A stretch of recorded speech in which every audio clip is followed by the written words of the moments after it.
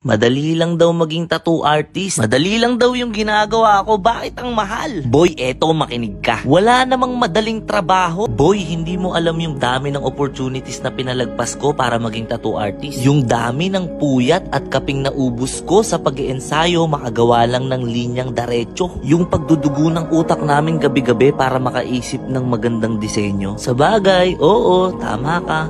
Mukha siyang madali kasi lahat ng hirap pinagdaanan ko na bago mo ako makilala. At sino namang may sabing trabaho ko to? Hindi magiging trabaho ang isang trabaho kung ang ginagawa mo siya rin nagpapasaya sa'yo. Kung iniisip mo na pagkakaroon ng malaking sahod ang pagiging masaya sa trabaho, nagkakamali ka. Kasi hindi naman tayo pinanganak para maging alipin ng pera. Mas gugustuhin ko pang kumita ng sakto lang kaysa naman mawala yung ngiti ko sa mukha. Siyempre, kapag binuhay mo ang talento mo, talento rin ang bubuhay sa'yo. Pero alam nyo ba na karamihan sa aming mga artist nakaranas ng mga pangungutya? Kesyo, wala ka namang mapapala sa ginagawa mo. Diyos ko, sinasayang mo lang ang oras mo dyan. Ang pangit naman ng gawa mo, hindi ka mukha, wala ka dyang future. Kung ako sa'yo, humanap ka na lang ng ibang trabaho dyan. Tapos nung gumaling ka na, aba, discount naman dyan. Ayos din. Kaya para sa mga tattoo artist na nagsisimula pa lang dyan, laban lang. Pagdating ng panahon, matutupad nyo rin lahat ng pangarap nyo.